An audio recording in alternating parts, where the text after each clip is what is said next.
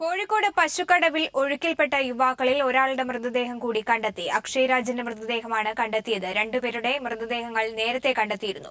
കനത്ത മഴയെ തുടർന്ന് തെരച്ചിൽ നിർത്തിവെച്ചു. മൃതദേഹങ്ങൾ 2:30 കോതോട് പൊതുദർശനത്തിന് വെച്ചതിന് ശേഷം 4 മണിക്ക് സംസ്കരിക്കും. വിവരങ്ങളുമായി ഇപ്പോൾ മേഘ മാധവൻ ചേരുന്നുണ്ട്. മേഘ, രക്ഷാപ്രവർത്തനം മോശമായ കാലാവസ്ഥയെ തുടർന്ന് നിർത്തിവെച്ചിരുന്നു. ഇപ്പോൾ അത് പുനരാരംഭിച്ചിട്ടുണ്ടോ? എന്തൊക്കെയാണ് വിവരങ്ങൾ?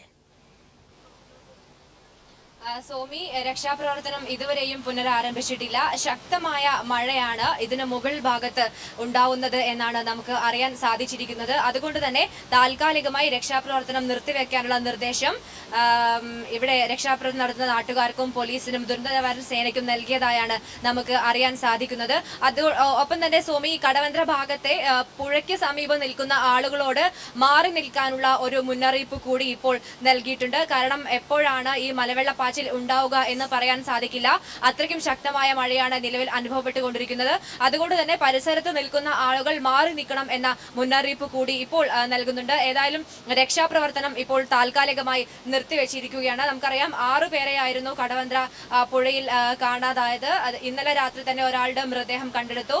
ഇന്ന് ഉച്ച ആവുന്നതുവരെ 2 പേരുടെ മൃതദേഹം കൂടി കണ്ടെടുക്കാൻ സാധിച്ചിരിക്കുന്നു. ഇന്നലെ രാജേഷ് എന്ന യുവാവിന്റെ മൃതദേഹമായിരുന്നു കണ്ടെടുത്തത്. ഇന്ന് രാവിലെ ഷൈന്റെയും ഒപ്പം തന്നെ അക്ഷയ് രാജിന്റെയും മൃതദേഹം കൂടി കണ്ടെടുത്തിരിക്കുന്നു.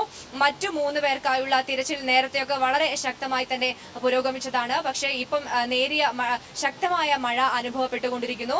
അതുകൊണ്ട് തന്നെ ഇപ്പോൾ രക്ഷാപ്രവർത്തനം താൽക്കാലികമായി നിർത്തിവെക്കാൻ തീരുമാനമായിരിക്കുന്നു.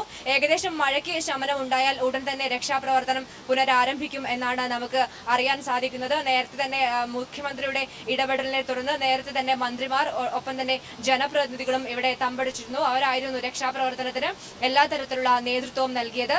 ഇനി ഏകദേശം 3 മണിയോടുകൂടി തന്നെ കോതോട് ഇതുവരെ ലഭിച്ച മൃതദേഹങ്ങൾ പൊതുദർശനത്തിന് വയ്ക്കും. അതിനുശേഷം സംസ്കാരം ഉണ്ടാവുമെന്നാണ് നമുക്ക് നിലവിൽ അറിയാൻ സാധിക്കുന്നത്. സോമി, മേഘ, പ്രതികൂലമായ കാലാവസ്ഥ ഉള്ളപ്പോൾ തന്നെ ശക്തമായ അടിയൊഴുക്കും ഒപ്പം തന്നെ പ്രദേശത്തെ ഭൂപ്രകൃതി കൊണ്ട് ഉള്ള പ്രത്യേകതകൾ കൊണ്ടൊക്കെ രക്ഷാപ്രവർത്തനം ഏറെ ദുസ്സഹമാകുന്നുണ്ട്. ഇപ്പോൾ ശക്തമായ ഒരു മഴ കൂടി ഉണ്ടാകുന്ന ഒരു സാഹചര്യത്തിൽ എങ്ങനെയായിരിക്കും ഇനിയുള്ള തുടർ രക്ഷാപ്രവർത്തനങ്ങൾ? കോഴിക്കോട് മലവെള്ളപ്പാച്ചിലിൽ കാണാതായ 6 പേരിൽ 3 പേരുടെ മൃതദേഹങ്ങൾ കണ്ടെടുത്തിട്ടുണ്ട്. 3 പേർക്കായുള്ള തിരച്ചിൽ ഇപ്പോഴും പുരോഗമിക്കുകയാണ്. മോശമായ കാലാവസ്ഥയെ തുടർന്ന് രക്ഷാപ്രവർത്തനം അല്പസമയത്തേക്ക് നിർത്തിവെച്ചിരിക്കുന്നു. വിവരങ്ങളാണ് മേഘ നൽകിയത്.